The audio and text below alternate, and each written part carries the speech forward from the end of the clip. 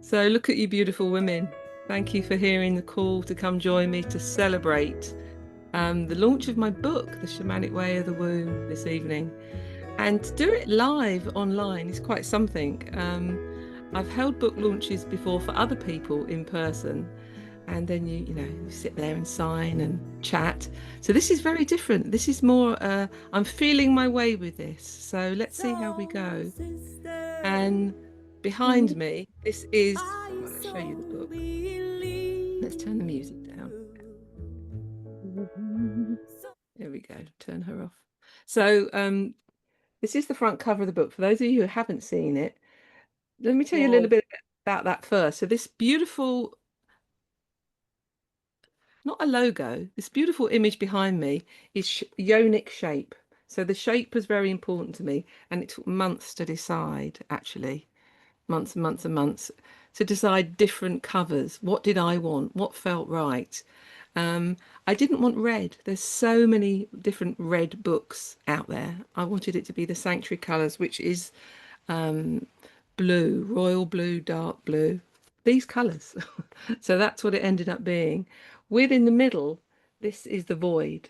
So this is the centre of it all, like the great cosmic womb. And I can go back into it. There we go. And above my Wow. head, we've got the snake that goes all the way round. Can you see that? So on the book, there's a snake going all around the void. So our womb space is that portal, is the void, and that's where we journey from. So that's where the background to this shape and how that came into being happened. So I have to be careful where I hold it, otherwise it disappears. So let's hold it, make sure I hold it in front of me. So thank you so much for joining me, first of all. What I would really like to do before we start, before we dive into anything, is just arrive. Just arrive. So maybe put a hand on your heart, hand on your womb space, and take a few deep breaths. Letting go of your day, letting go of getting here, whether you've rushed your dinner, home from work, however your day's been. Just have a few deep in and out breaths and let go of your day. And make yourself really comfy. This is like a cuddle party. We're relaxed, sisters together. Be lovely to have a sleepover. And we're just going to ground. We're just going to root to wherever you are. And it's just a delight and a joy to be able to do this across time and space in a sacred way to gather you all in. So this evening isn't just my book launch. It's a ceremony. Everything's a ceremony. Life is a ceremony. This session here now is a ceremony. And it's a moment to really remember in our wombs, in our bones, in our blood, we are women. We are the women. And what amazing, deep wisdom, power, sovereignty that we have. So just sit with that and let that really drop in. Even if you might not be feeling it right now, let me tell you, you can have that. And breathe that in, that deep knowing of the joy, the wonder, the glory, the honor it is to be a woman, how blessed we are. So we are a web of women, of womb carriers across the world. So thank you for showing up wherever you are. And I know on this call we've got women from America, Canada, Australia, Wales, Scotland, and Europe. So thank you so much for being here. So I'm going to light a candle because amongst all this joy and honouring and love and depth, I also want to remember all the women who can't be on this call, either because they're busy with children and family and life, but also the women who haven't got the technology, haven't got the freedom, can't sit in sisterhood with circles, women in prison, women in abusive relationships, women in war zones. So I'm going to light this candle for all those women who cannot be here this evening.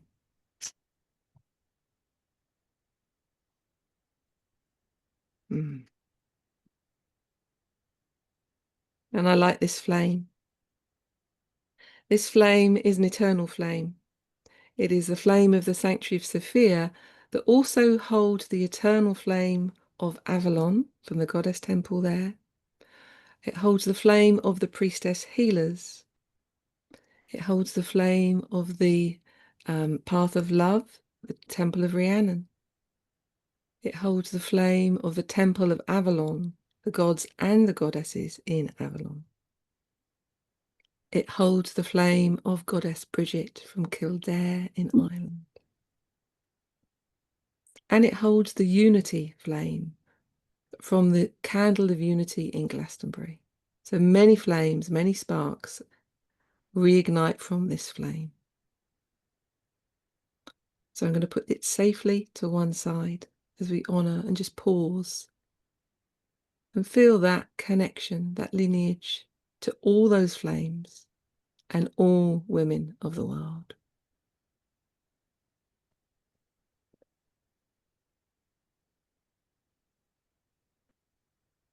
I'd also like to honor Mother Earth beneath our feet, wherever you're sitting, lying, connecting down to Mother Earth. I want to honor her, her body, her core, her center, her womb, her pulse that pulls us all down. She magnetizes us to this planet. Whichever star we've come from, whichever star seed you are, you're here. We're here in this reality now on Gaia, Mother Earth, and she holds us. She pulls us in. And I also want to honor and thank the great cosmic womb. So through the portal I go into the cosmic womb. So above the stars, that amazing galaxy above us, those stars that are born, shine bright and die, that eternal cycle of life, death and rebirth above us. So honoring the great cosmic womb above. And then just take a moment and pause and just rub your own womb space. Honoring your womb. So whether you've had surgery, you might have had a hysterectomy. Occasionally there are women who, for whatever reason, they've just got their energetic womb. So wherever you are within your body and your energy, just rub your womb space. So that's a term that includes the energetic womb as well as the physical womb. So honoring your womb space. And we can honor our mother lines. We call that the red thread in the Sanctuary of Sophia, the red thread of womb to womb to womb. So I'd just like to honor my mother, Maureen Mabel, and my grandmother, Nellie Mabel, and back and back and back, 7 generations and more. And then they become the ancient grandmothers, the grandmothers of old, who witness us silently, knowingly. So honoring that red thread. And just take a breath. And I'd like to honor all the lineages on this path. And by lineage, I mean all the holders of the mystery from the different temples,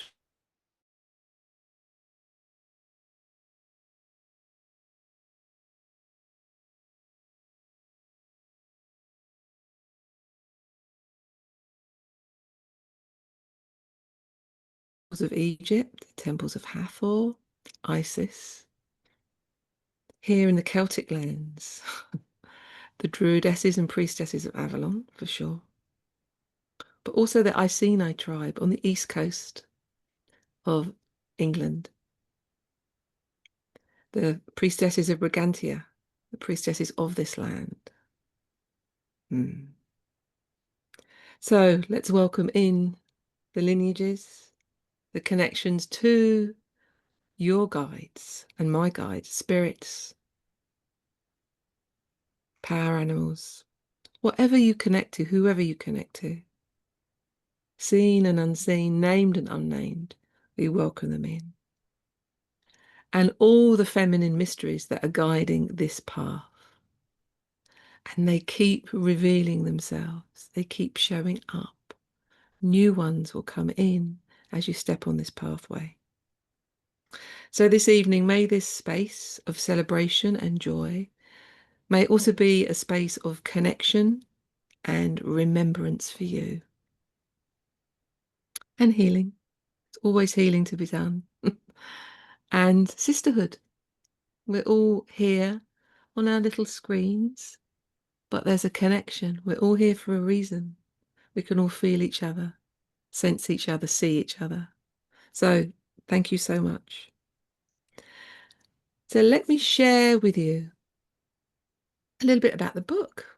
That's what you're here for. And thank you so much to everyone who has pre-ordered it. Really, really do appreciate it. Another print run has already been ordered.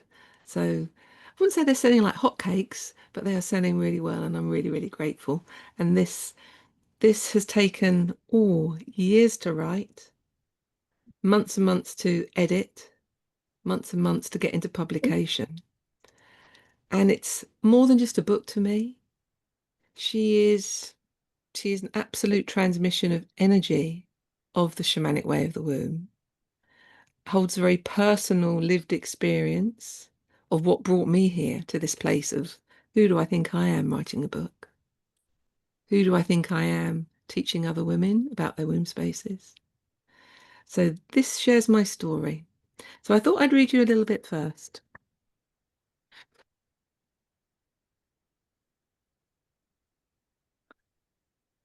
Remembering and reclaiming. It is time for us to reclaim and remember the power of the womb. I wish I'd had a book like this when I was growing up, which I'd been gifted when I reached my first blood, my first moon. I wish I'd been told that the womb was more than just a part of the body that was simply there, shedding blood every month, a place where you had babies and pain. I wish I'd been told about the hidden dimensions of the womb, and that it was a portal to other realms.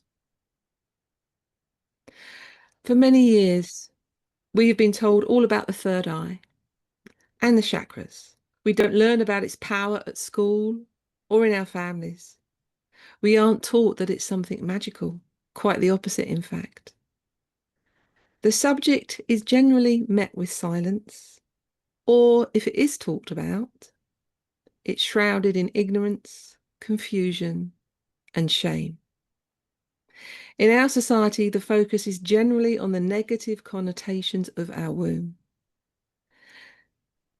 In my family, our menstrual cycles were labelled with horrible terms, like being on the rag or Bloody Mary. The changes that come at the threshold place of being a teenager aren't celebrated. The journey to becoming a woman isn't seen as a positive thing, it's seen as a curse. So this is a magical book drawn from my own lived womb healing experience and those of thousands of clients that I've worked with over the last 2 decades.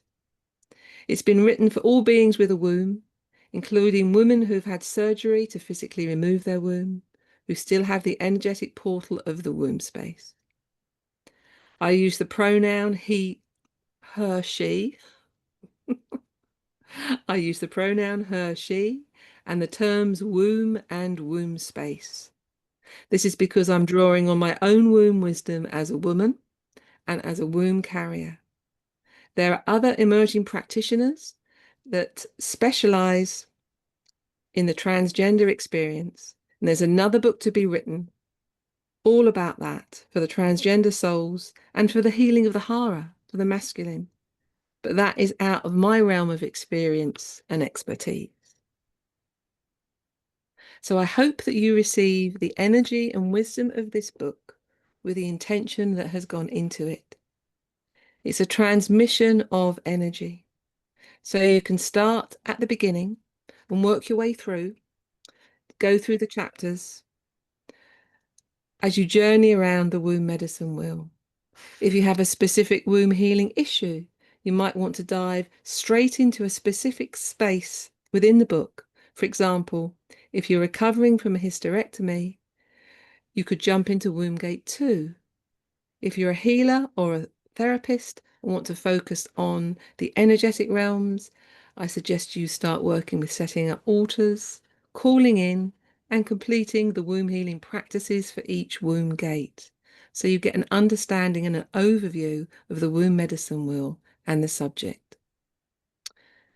But please note that this is a self-healing book. It's a step onto the womb healing pathway. It isn't a course textbook, doesn't qualify you to go out and start practicing on others, but it will help you to know your own experiences and to delve into what you want to heal. So at the beginning of each womb gate, each chapter in the book, I've added the factual medical description of each body part. Although I feel that these are totally blinkered to the magic that's held within each of these gateways, each of these portals. In each chapter, in each womb gate, there are also the associated goddesses, the planets, the power animals and guides, colours, crystals, herbs, essential oils, sounds, invocations, prayers, and a shamanic journey, along with feedback from past students of their experiences with each womb gate. At the back of the book, there's further resources like a bibliography and recommended suppliers of herbs and essential oils. So I am reclaiming and remembering the greater meaning and awareness of each gateway on the Shamanic Way of the Womb Medicine Wheel. I'm really honoured and grateful to have walked this ancient path, this sacred path of womb healing. I want to thank all my students, all my clients, my mothers, my grandmothers, and all my teachers and mentors for stepping onto this path of love. And I want to thank all of you for being here this evening. So that's a little introduction of why I wrote it and briefly what it's about, just an overview of what we're doing.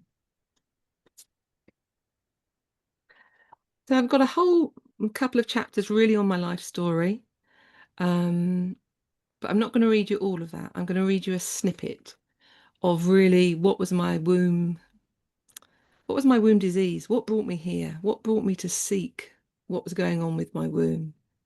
So I'm going to start after I'm married, after I've had my first daughter, Jess. I got married at 19, I had her at 24. After the birth of my second daughter, Beth, that's where I'm going to start. Okay. So on arrival at the hospital, I had 10 minutes before I gave birth. I didn't even have time to take my socks off. We came home, fed Beth, loved her, and became a family of 4. There were no problems until she was about 9 months old. Then one day, when I was breastfeeding, my womb started to cramp as though I had a bleed. I didn't know why. It's quite common for the womb to pull and cramp immediately after birth and the first few weeks of breastfeeding, because the womb's shrinking back to her original size. But this was 9 months after birth. I knew intuitively something wasn't right. I went to the doctors, who thought I had an infection in my womb, and they put me on strong antibiotics. This meant I had to instantly stop breastfeeding, which made me feel really awful on a physical level, but guilty on an emotional one.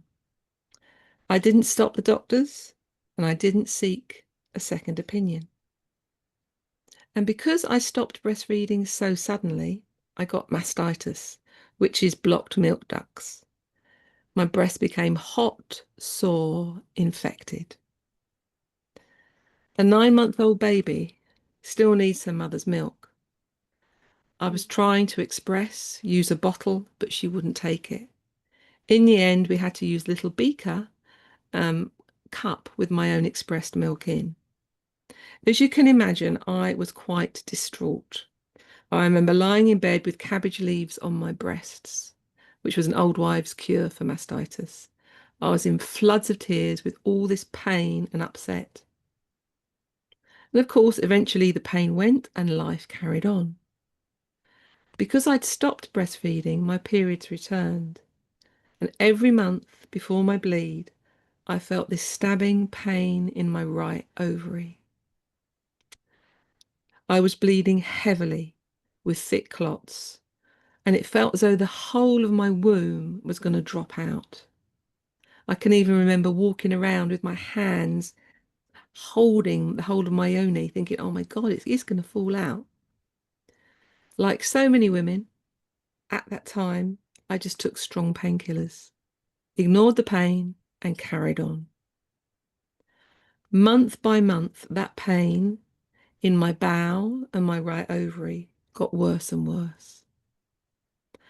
I went back to the doctors. They put me on different antibiotics. Eventually, I demanded a scan. I wanted to know what was going on. But the scan didn't show anything. So again, I just carried on, pushed through. At the time, I was working for the civil service in a fairly stressful, high-pressure job in customs and excise. I know now that this is one of the classic endometriosis profiles. Perfectionists, high-pressure job, not listening to your own needs. So I look back on those years in my 30s with absolute amazement of how I coped. I was bringing up 2 young children, struggling with a successful career, working nights, late, early shifts, which affected my digestion. My diet was all over the place, my sleep patterns, my biorhythms, all disturbed. So no wonder my body was screaming at me to stop. Then one day, at home, I collapsed. I was taken to hospital by ambulance and I was in agony. I was told it was appendicitis and other issues with my bowel. All they could offer me at that time was stronger painkillers, which I took, and I stayed in hospital for 4 days, alternating between gynae specialists and gastro specialists. I had more tests, more scans, medical appointments, but they didn't know what was wrong. The pain subsided. I was discharged and I came home. I'd had enough of being messed around by the medical system and I wanted answers. Luckily, we had medical insurance, so I paid.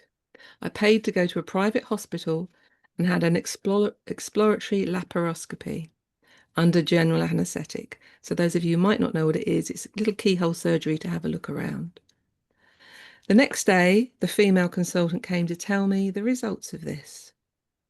You've got endometriosis between your bowel and the back of your womb, all along your fallopian tubes and ovaries, she said. We recommend you have a complete hysterectomy, age 32. When I heard this, my whole body, my whole energy field, even my soul screamed no. I was 100% clear. I was not having a hysterectomy. I was only 32. There had to be another way. My womb was yelling, I'm part of you. I'm telling you something. Listen to me. I also had that overwhelming feeling of, no, you are not going to butcher me. I am not going under your knife. Even though, of course, it would have been consensual, it felt like it would be a violation. So that was the beginning of my healing quest. And for the next 10 years, I tried everything. You name it. I probably had it. Reflexology, I loved. It made me stop. It made me sleep. Homeopathy, fantastic too. Not just for me, I started using it on my family, on my daughters. And I also really looked at what I was taking into my body, the quality of drinking water, the food. I cut out red wine, my favorite, and processed food. I stopped eating meat, pumped full of hormones, and I gave up milk. I gave up cheese full of antibiotics. I started tracking my cycle to understand the link between my bleeds, the moon, and how my emotions fluctuated.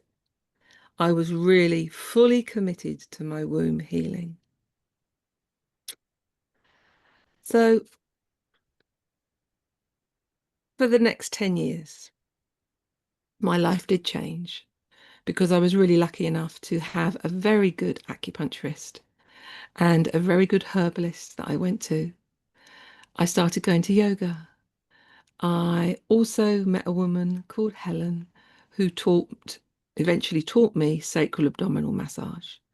So, like many things, there's different sources. She was a Vigo trained and went off to set up her own school, and then she used that on me. And since then, I've gone on to call it shamanic womb massage with my own threads. So, what I've really found is you can heal your womb. I have healed my womb. I've gone through my menopause. I've still got my womb. And I just encourage every woman that there are choices, but you have to be informed. You have to know what the choices are to be open to either work alongside the medical field or parallel. Because, 30 odd years ago, I really thought integrated healthcare would happen. But unfortunately, it hasn't happened how the vision was. There isn't a therapist in every doctor's surgery, unfortunately. So that's the snippet of my personal story. That's why I'm so passionate about womb healing. And that I left customs, obviously. Um, I cleared my desk. I can remember sweeping everything off the desk. I had enough leave to just holiday just to leave. I didn't have to work my notice. I just had enough. And yeah, I was very lucky. I was in the right place at the right time to retrain, restudy, and then buy a therapy business off of someone who was emigrating to Australia. So everything has all fallen into place beautifully for me. Um, I'm very blessed with my life. I'm very blessed with my soul's purpose. But one thing I haven't mentioned is the multifaceted approach to it all, to how we as women, when we're in pain, we just think of the here and now. And that's where I always start with clients. What's going on for them in the here and now? And let's look at that. But also there's the mother line. And I did a lot of work on my mother line. My mother had terrible womb problems, as did my grandmother. I can remember my grandmother having a rubber ring, literally a rubber ring like a donut, inserted up to stop her womb prolapsing. I can remember walking in on my mother, and she was flooded the whole bed, really clots and blood. So there's always been something in our blood, in our family. Sticky blood, they call it. So yeah, working with the mother line, looking at that, but also looking at the energetics of what we carry through. So my ancestry is also Irish, so there's a lot there to unpick and unpack. And without sounding wacky woo, past lives, and I don't care if I sound wacky woo actually, whether you believe in past lives or not, over 20 odd years of working with myself and clients on past lives, it had a huge impact on my healing. So I would say I only came to a certain point with my endometriosis healing by working with the here and now. I had to do the piece on my mother line, and I had to do the piece on my past lives. And my past life, mm, I can't remember if I've written it about it in the book actually. I'll tell you anyway, if you want to listen. um, After I left customs, I moved to Glastonbury. And I did the Priestess of Rhiannon training with Katinka Sotans. I was in her first year and Gosh, she must have been running it many, many years now. Still a really good friend. Um, she co-runs the Glastonbury Goddess Conference, if you don't know her. So yeah, Katinka. I was doing her Sacred Sexual Priestess Healing, her training for 3 years. And on one of the trainings, I had that pain in my right ovary again. And we were journeying.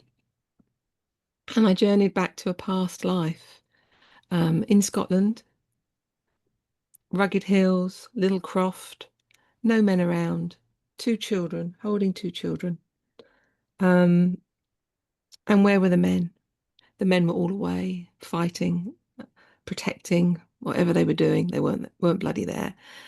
The village was raided, basically, and I was attacked and branded in front of my 2 children internally with a red hot poker. So that was the past life that I saw. And it was like a puzzle piece dropped into my life. Oh my goodness. And there's an expression, we carry the wounding in our scars. So that wounding internally in my right ovary, I've carried through more than one lifetime. So that was the piece of work I had to do to unravel, to work with, to heal, to understand more deeply on a soul level why that pain was there. So yeah, past lives, really big subject, really huge, fascinating, multifaceted aspect of the shamanic way of the womb. Thank you for listening for that. That was unexpected. You are really welcome to ask any questions as you go along. You know, if you have something that pops into your head, don't just sit on it. Just unmute yourselves and jump in. I'm really happy to ask any questions if I can. If I can't, then I'll say the American thing. We just park that and I'll come back to you.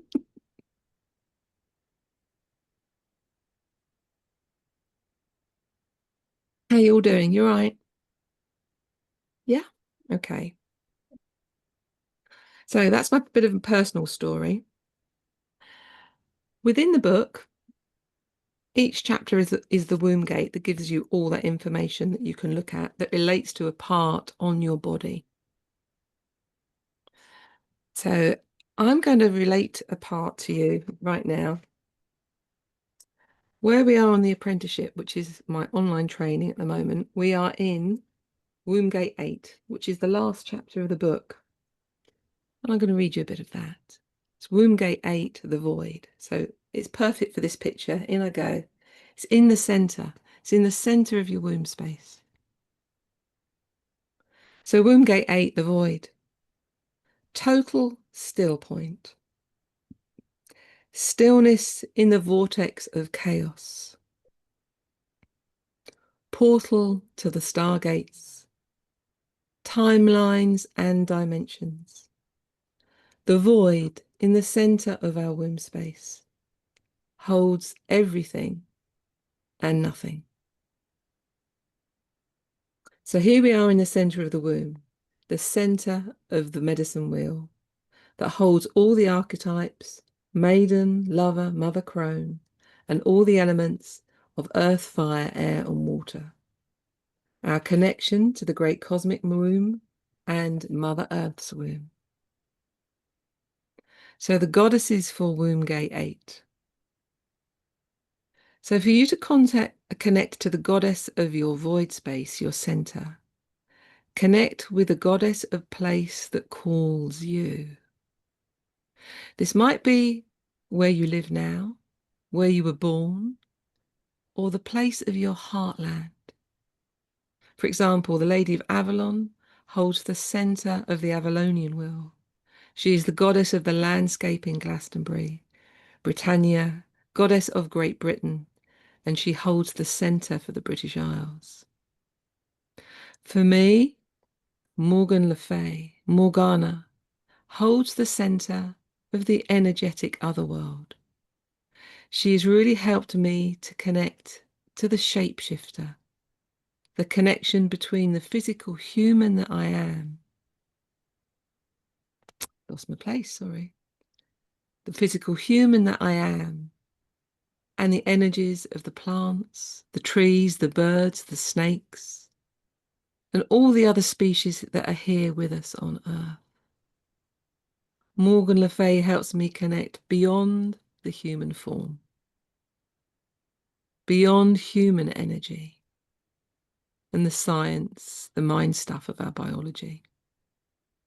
So I call to her in times of chaos and overwhelm, when being human has become just too much, and I need another perspective.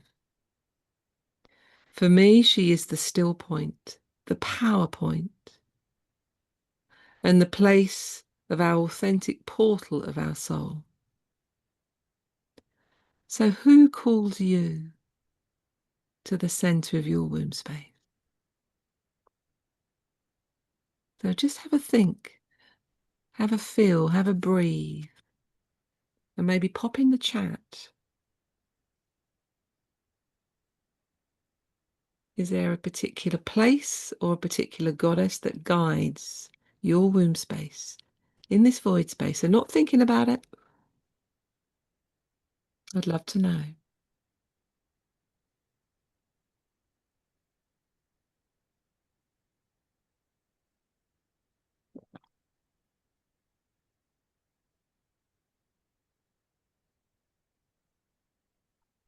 So I'll give you some time to type.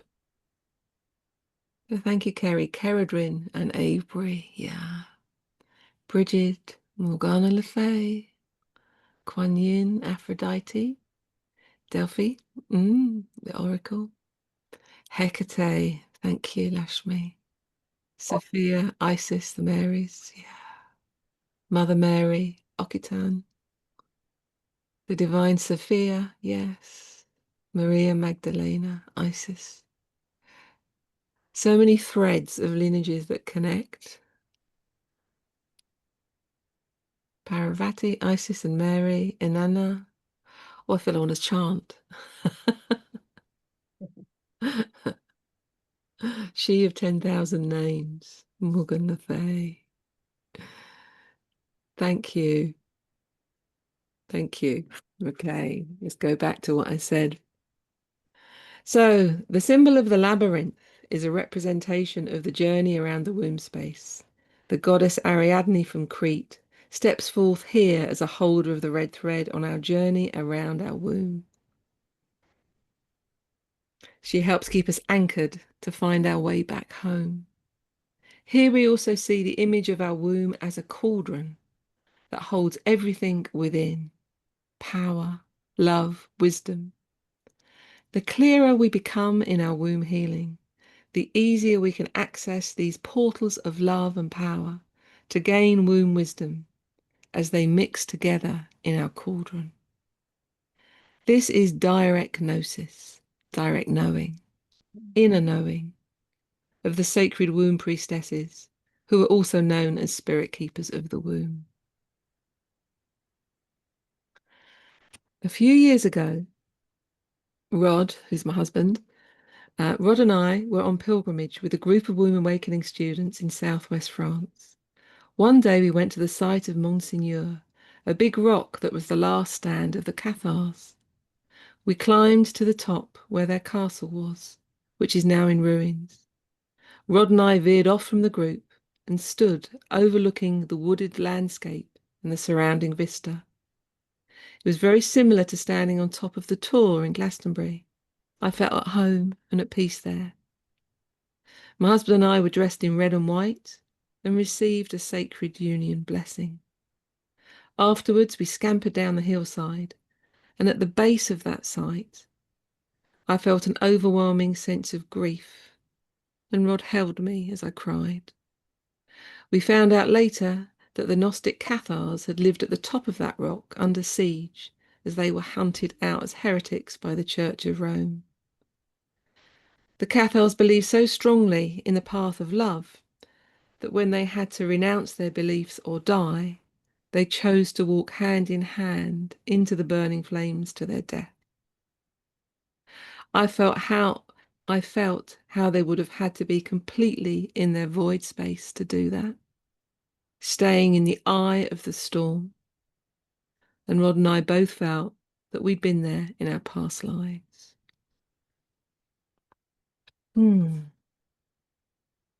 So the planets for Wombgate 8 is the black hole, the center that we are afraid to go to. And that's quite true. Or you get stuck there. So over the several years that I've not only taught the Shamanic Way of the Womb apprenticeship, but the other apprenticeship that Sarah and Azra taught in Womb Awakening, where I was a mentor and a teacher there, many women got stuck in the womb. There's an allure. There's something about the void space. And when you're in that void space, you can't go forward, you can't go backwards. You're just in your own space, really. So the black hole. The void is the last place where we come to. Many women stay in this space in their physical lives for months, where things around them dissolve. Jobs, relationships, homes, everything falls away. It can feel like the downward pull of a whirlpool or stepping off a cliff, going completely into the unknown. This can be frightening, but also comes with insights and knowing. It's a powerful time of breaking down the old to birth the new. Now that happens just for us, not only as individual women, but as a collective as we journey together as a womb pod, but also the greater consciousness. There is life, death, and rebirth in so many things at the moment. And this void space of stuckness we can see. So always beaming out to get the bigger picture of what's going on collectively is so important too. So at each womb gate, we also get the animal wisdom keepers. So a bit like your power animal. And it's interesting that I've chosen this one because there's no specific one here. So there's a guardian for you in each of the womb gates. There's an animal that arises for you, either a mythical being or a real animal, insect, flying one, that arises for you as a protector and guardian in the center of your womb space. So one might arise for you as we're talking, and I'll describe what happened to me. Who's the guardian of the center of my womb space? It's the bee, the honeybee. So when I moved from Kent to Glastonbury, over 300 miles from east to west, I couldn't take my bees with me. The climates were so different, plus no removal van would take them. So during my first year of living in Avalon in Glastonbury, I'd sit in my garden just watching the bees go from flower to flower. I could feel the center of my womb pulsing and opening, aligning to their energy. I saw a vision of their flight paths in gold. It was like a cosmic template just laid out in front of me, the direct lines of their flight paths, flower to flower, in gold, each with a node of connection. I went on to dream about them every night and woke up at 4 o'clock every morning with downloads for over a year. And whenever I shut my eyes, this huge, enormous face of a queen bee was staring at me. So I shut my eyes and there she was. Open my eyes, she's gone. Shut my eyes, there she was. So from that communication with the queen bee, she was actually the cosmic queen bee, my bee oracle deck was birthed. So a lot can come out of the void. So right now, as you tune into your own womb space, give it a rub if you've lost contact and connection to her. Is there any animal, any mythical being as you breathe and drop down to your womb space that says, yes, I'm here? You might see it, sense it, or feel it. Some people are very visionary and can see like a television screen. Others just get a sense or a feeling. There's no right or wrong. So if you get anything, pop it in the chat. Again, if you don't worry. A snake and a beetle. Very Egyptian. Also the bee, fantastic. A galactic dragon. Oh, yes, we haven't even talked about dragons. The dragons are guardians of the elements on the medicine wheel. Black cat. Not sure where my black cat is. She's around. Snake, dragon, and swan. Owl, snake, rose, and dragon. Butterfly. Oh, swan. Star, wolf, bee, dragon. So all the ones you're naming are totally beautiful, and they are all in this book at different gateways. Snake, lots of snakes going on. Brilliant, thank you. So there's also crystals for each womb gate. So for womb gate 8, it's smoky quartz.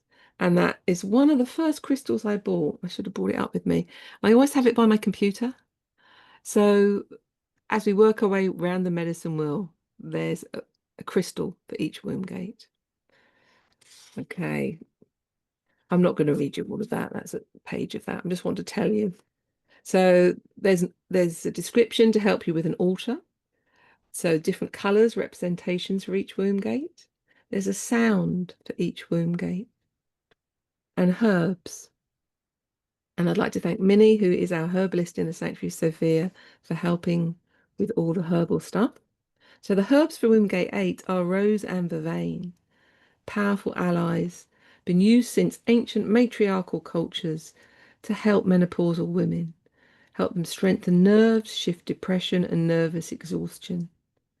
It's also placed on the maiden's altar in the moon lodges, where vervain was used to promote the natural onset of moon time, ease cramps, reduce flooding, and help quicken their desire. So another section in each chapter are the shadows and woundings for each gate. Now, for me, this is a really important part of any shamanic and priestess work is to look at our own shadows and our own woundings and to bring those in gently, kindly, sit with them and help heal them, help understand why we behave in a certain way and also how others do. And that gives us a greater understanding how we can interact with our relationships, our family. So all this womb work ripples out with everyone we're in contact with. Literally our womb pulse, our womb energy. Other people feel, other people sense. And it becomes like, well, for me, it's like another radar. It's like another chakra that is you're all used to your heart chakra and your third eye, but the womb pulse, once you start to reawaken her, activate her, you just walk into a room and you can feel and sense from her. So, shadows and woundings. Would you like me to read a bit on that? Yeah? Okay. Much can arise from the wounding of the void. Imposter syndrome. Who do I think I am? Writing a book. Not feeling good enough. Feeling judged. Competition. Sister shadow. Or being the black sheep of the family. All of these can arise from the void space if they're not healed because they haven't been dealt with in any of the other journeys around the medicine wheel. If a woman has worked her way around the medicine wheel and these aspects come up for her again, then they're shouting at her. However, if she hasn't had the time to self-reflect and process her shadow self, it will come up again and again. Mm. So I go on to describe different case studies with different women, not obviously not naming them. So I'll talk you through this one. It's just a brief one. Lilia, age 32, came to see me for a shamanic womb massage. She had no physical ailments or mental health illnesses, but she was tender all across her womb space and had cold blocks directly over the center of her womb. She'd done a lot of plant medicines and had gone from training to training in alternative therapies. From what she'd shared, I'd observed that she'd had very little time for her own integration or self-reflection over a year of constantly moving from one thing to another to another. I worked with smoky quartz directly over her womb and took her on a journey to the sacred valley in Peru, to the Temple of the Moon. She saw an altar with blood offerings and a sacrifice, slicing across a woman's womb to cut out an unborn baby. This powerful journey created a lot of physical shaking and energy moving in her body. We went on to say a prayer to let go of any hooks and imprints within the center of her womb, for both her being the persecutor and the persecuted in that lifetime. Lilia stayed in touch with me, and she went into a deep void space for 4 months. Everything around her collapsed. She had to find a new home. All her income dried up. She had to sell her car, and she fell out with her family. She had to take time to integrate her trauma. She then went on to come back and train with me as a womb priestess and has now completely rebuilt her life. So I would like to say a healing prayer for us all. So I invite you to just close your eyes. I pray to the goddesses who are the guardians of the void, the labyrinth, the cauldron. Come with your gifts of illuminating our deepest shadows, so we can serve together in community. To have the vision to stand in our luminary soft power as feminine leaders. Please help us clear our shadows and blocks to give clarity to the timeline of our lives. To have completion of any soul's contracts, and to release any ancestral hooks or ties. Beloved goddesses, hold me as I become a spirit keeper of my womb. Blessed be. And at the end of each chapter, there is a guided shamanic journey that I recommend you can read out into a, I want to say dictaphone, I'm showing my age now, but into your voice recorder that you can play back. Or there's a link to my website where you can download for free the meditations and receive them. So they really are the medicine. The guided journeys are in your subconscious mind, working away without your thinking mind getting in the way. So I'm just aware of the time. I can't believe where that hour has gone. So the shamanic way of the womb is my gift to the world. She is birthed, she is out there. Thank you to everyone who's bought one already. Please buy them as presents for your daughters, your sisters. Share them. If you want to know more about me, just look up Sanctuary of Sophia, either on Facebook, Instagram, website. So many different things happening. We're so blessed. We've got 8 different teachers now. So I've stepped back from directly teaching the therapy side. And things change, things evolve. I'm working on creative projects now, which is so exciting. So as soon as the book finished, Rod, my husband, thought, oh, that's it. We can go on holiday and have a rest now. But no, down came these new ideas. So watch this space. In the next couple of months, there'll be new things coming out from me, which is very exciting. Other ways to connect. So has anyone got any questions for me? Because I did say I would let you have a chance to ask. Oh, lots of lovely comments. Thank you. You need to go. Yeah, absolutely do go. I appreciate that you've been on with me for over an hour. Thank you. Am I shipping to the United States? Yes, I am. We have spent a lot of time sorting out the website and international shipping, which is a complete nightmare because of Brexit and all sorts of things. But yes, Canada's there, States are there, Oz is there, all of Europe is there, Norway is there. Okay. So no questions? No questions. Okay. I feel blessed to be here tonight with you all. Oh, send my gratitude. Oh, thank you.